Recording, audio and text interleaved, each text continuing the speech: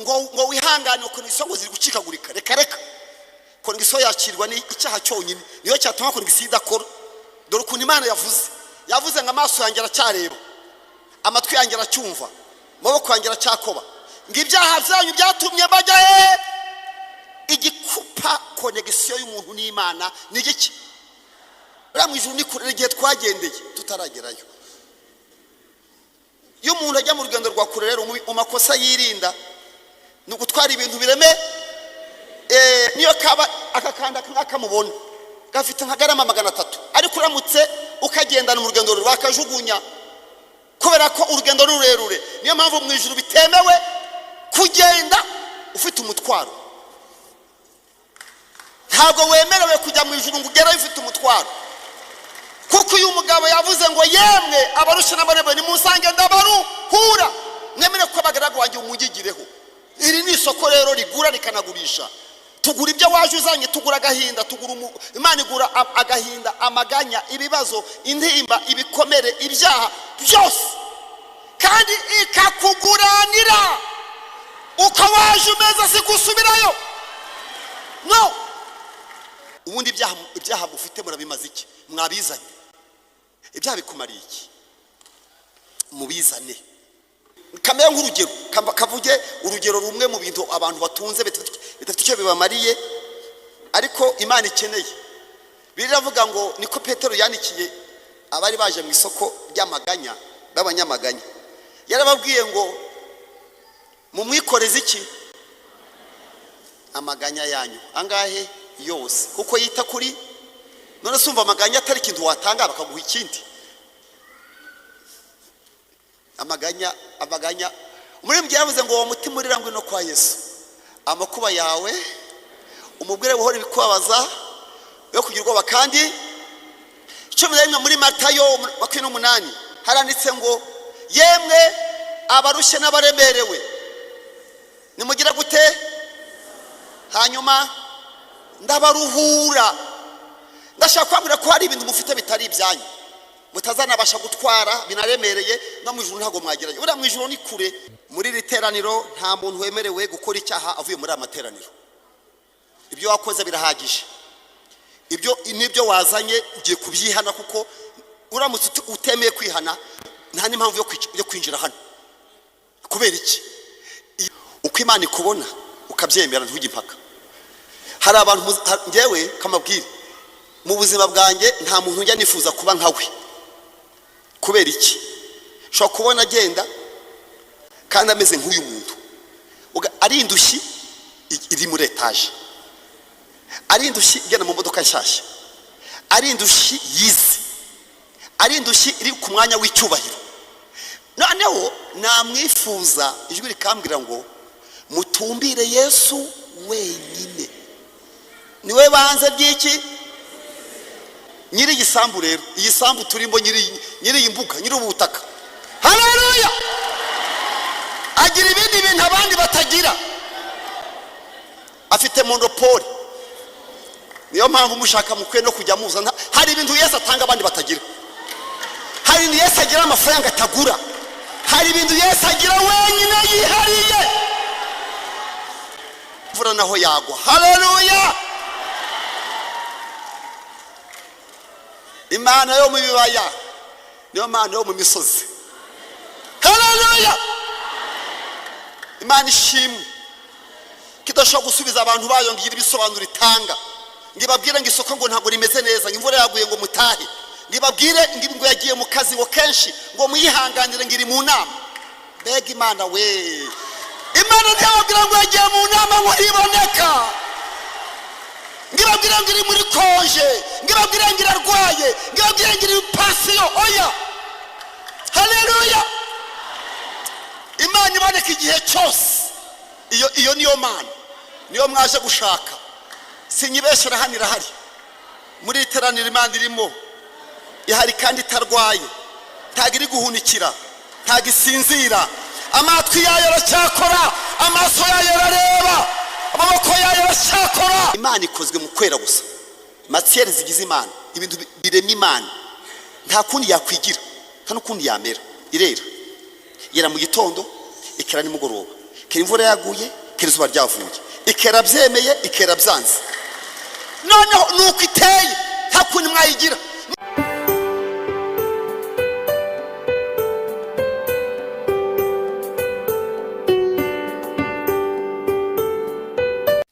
Imana turagushimiye Uwiteka Mana yacu nkuru, turakunezererewe watwemereye kubona kano kanya ko kuboneka mu bikari byawe. Hari abantu babyifuza ntibabashe kubibona, ariko twebwe twagiriye ubuntu bugeretse ku bundi kugira ngo twibutswe iby'uru rugendo, kandi turasaba imbaraga z'Imana kugira ngo zimanuke, kugira ngo ritwemeze, kuko ijambo ryawe ryaravuze ngo Umwuka Wera naza azemeza abantu iby'ibyaha, abibutse n'iby'amateka n'ibyenda kubaho. Mana yacu turasabye ngo imbaraga z'Imana zerekeze rino jambo, ryomora imitima yacu mu buryo bw'umwuka, mu buryo bw'ubugingo bw'amarangamutima no mu buryo bw'umubiri, duhembuke dukira indwara. Mwami tubashe gukomeza urugendo tunezerewe, dufite amahoro wavuze ngo mbahaye amahoro adatangwa n'ab'isi. Mwami Imana yacu turasaba imbaraga z'Imana ko zibana n'umukozi wawe, bitavuga Imana byose biceceke bihunge. Imbaraga z'Imana zikorere hano, izazuye Yesu Kristo zikorere hano, zambukije Abisirayeli inyanja itukura. Mana natwe zibane natwe Mwami, izo mbaraga zazuye Kristo Yesu, izo mbaraga zahumuye impumyi, izo mbaraga nizo zazuye Lazaro, nizo twifuza ko zizura ibyacu. Urakoze ngwino ubane natwe, yambaje niringiza izina ryawe ryera Yesu, amen.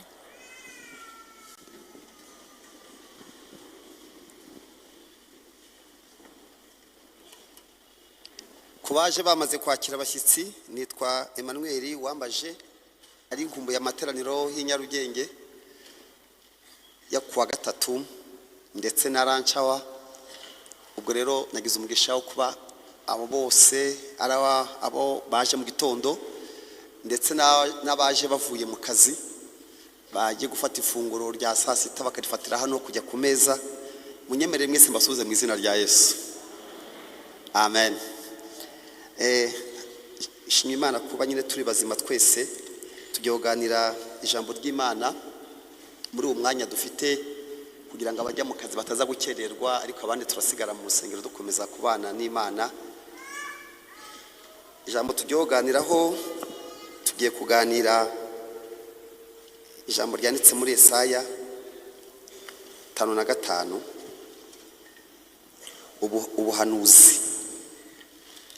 Yesaya ari mu bahanuzi bitwa bakuru. Abahanuzi bakuru ni abahanuzi banditse ibintu byinshi, ntabwo ari bakuru mu myaka, si bakuru mu bindi. Muri bo rero harimo Yesaya, umugabo mwiza cyane ufite ubutunzi bwinshi. Turasoma ibice 5:5, turasoma umurongo waho wa mbere. Yesaya ari muri abahanuzi 5, Yeremiya, Ezekieli, Danieli, abahanuzi 5 bakuru. Bo ni bane, ariko ibyo banditse ni ibitabo 5, kuko harimo n'amaganya ya Yeremiya. Uyu mugabo yandika rero mu bice 5:5 umurongo wa mbere yanditse agira ati, yemwe abafite inyota. Ubwo yarimo ahanura, yarimo avuga mu mwanya w'Imana. Ibyo ndi gusoma yarimo asubira iby'Imana, yarimo asomamo iby'Imana yamubwiye akwiye kubwira abantu. Imana yaramubwiye ngo navuge gutya nyine kungiye gusoma. Imana yaramubwiye ngo navuge ngo yemwe abafite inyota nimuze ku mazi, kandi n'udafite feza nawe nazi. Nimuze mugure murye, nimuze mugure vino n'amata mudatanze feza cyangwa ibindi biguzi. Aya magambo ndavuga nande ajya gusa nkayo. Iyo yumvise ibintu birimo hano, ibintu biri muri iyi nteruro, birimo abafite inyota bari guhamagara ngo baze,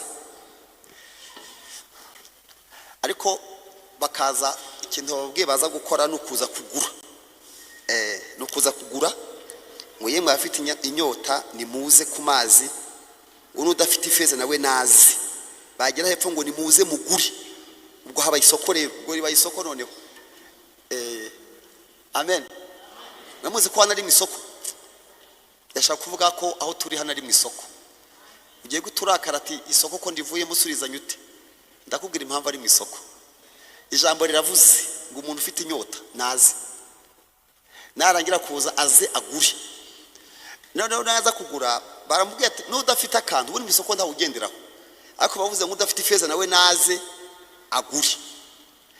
Iki bintu bita isoko, ubwo ikintu iyo bavuze isoko, ubundi isoko ntabwo ari ahangaha Nyarugenge gusa, ahangaha n'ahandi. Iyo bavuze isoko muri sanse iri economic cyangwa business, isoko ni ahantu hahurira ibintu bikurikira. N'ahantu hahurira abantu baje kugura,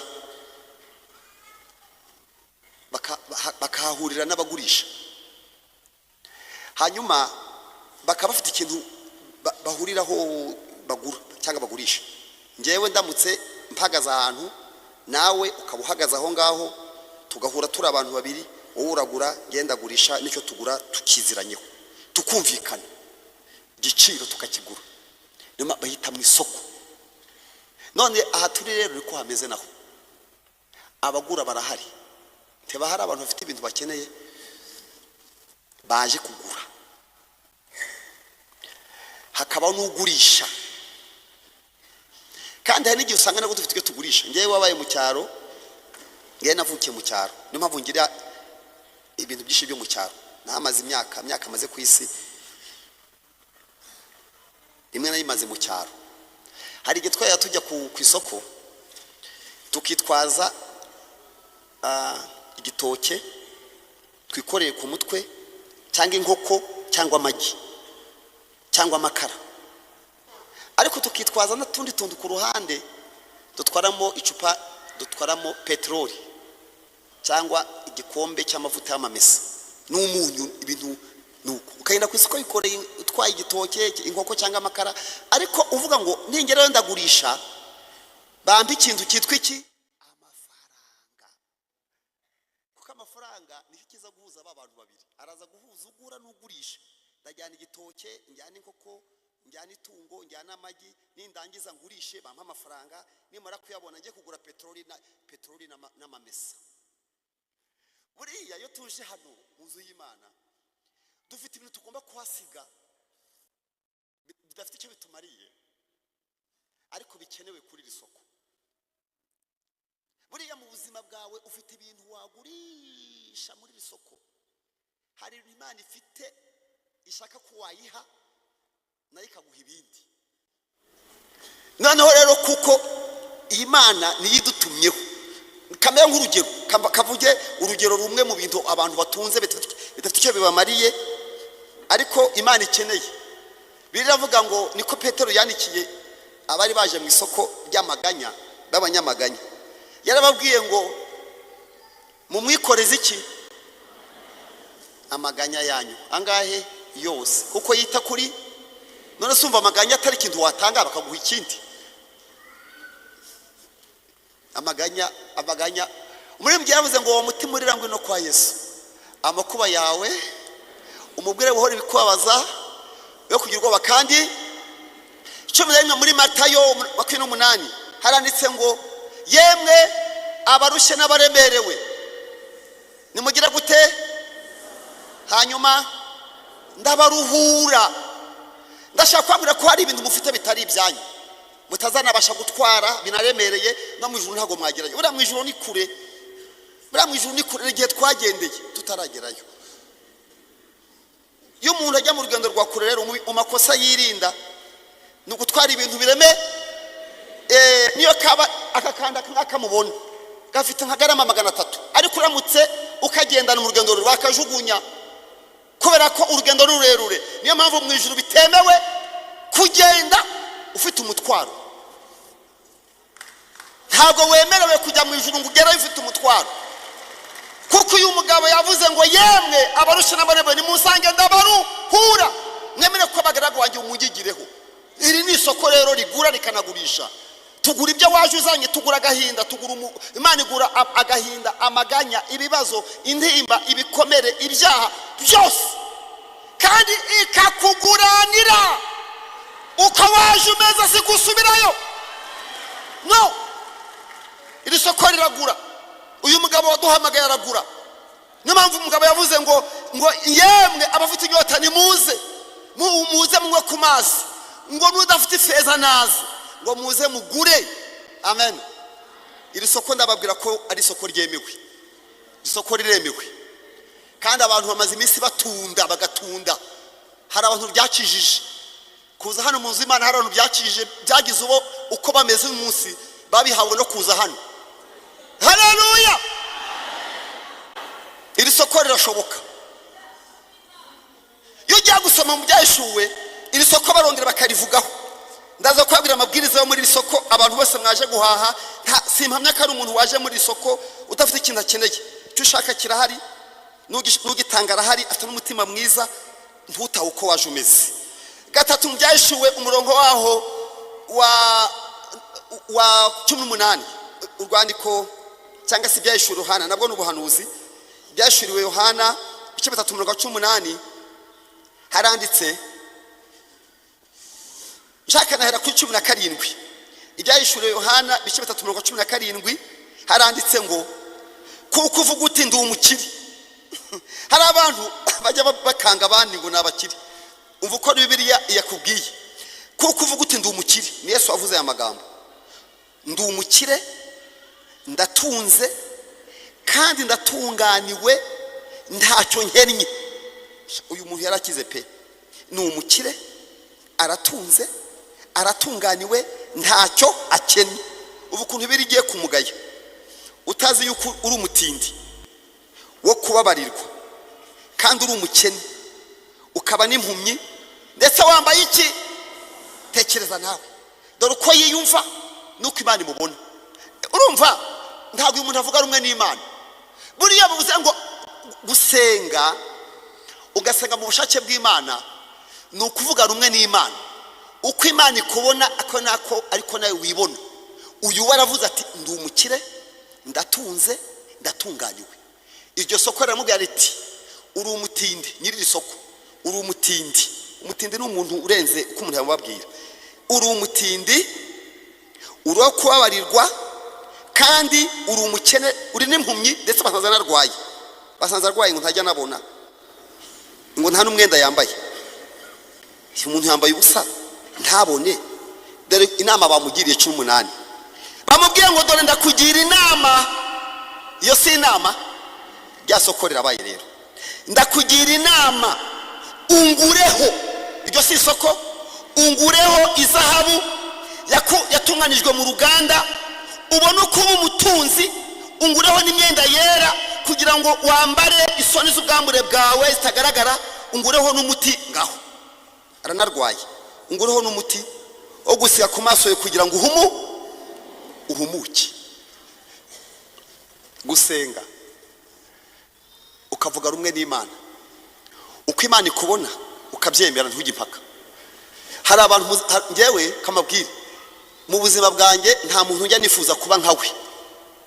Kubera iki? Shobora kubona agenda kandi ameze nk'uyu muntu, ari indushyi iri muri etaje, ari indushyi igenda mu modoka nshyashya, ari indushyi yize, ari indushyi iri ku mwanya w'icyubahiro. Noneho namwifuza, ijwi rikambwira ngo mutumbire Yesu wenyine, niwe banze by'iki. Abantu kamabwira ijambo, abantu bazi Igifaransa nabumvanye, hari ijambo bita monopole. Monopole bayivuga ryari? Bayivuga y'umuntu afite isoko wenyine yihariye, agize gute?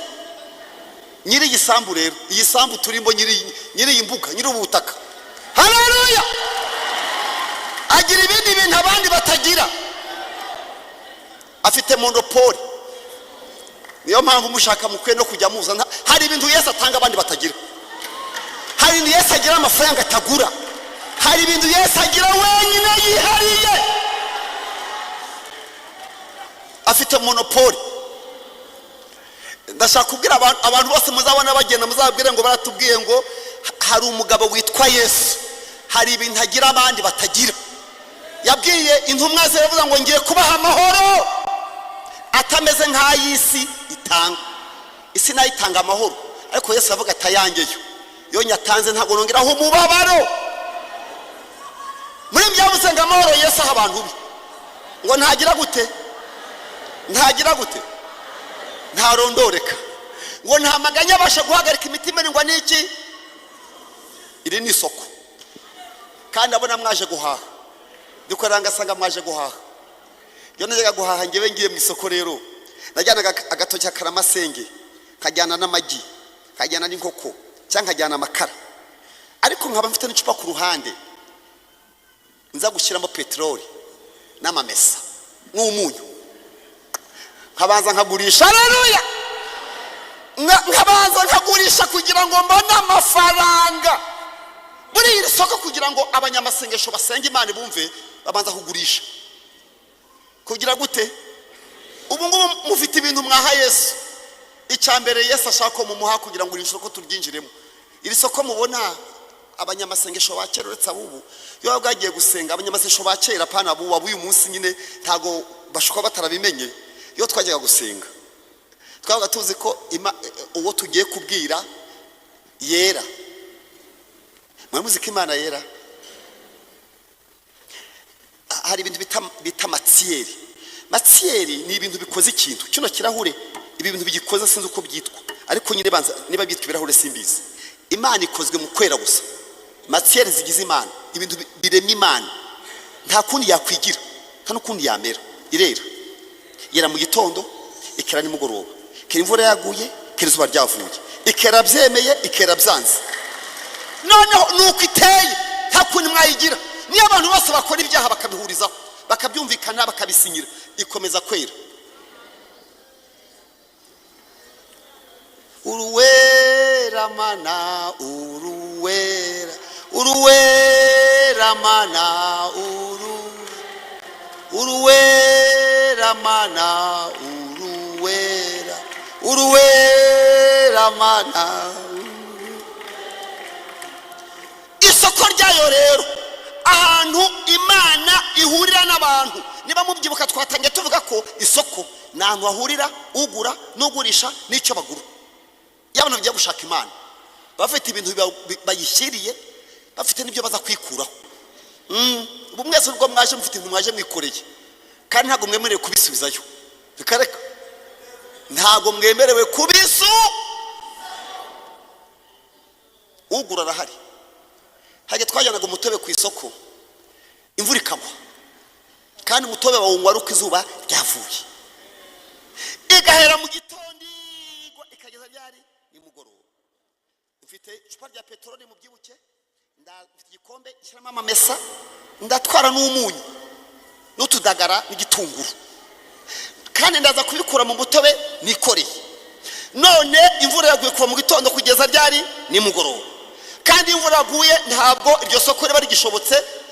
Nukuvuga ngo imitobe uko twabigenzaga, warebaga ku ruhande ugafata ikibindi cyawe cyangwa ijerekani ukareba aho usuka, ugatwara ijerekani mu ntoki, ugasubira utise ugarutse ati imvura yiriwiga, nta n'uwigeze ambaza, ariko imvura naho yagwa. Haleluya!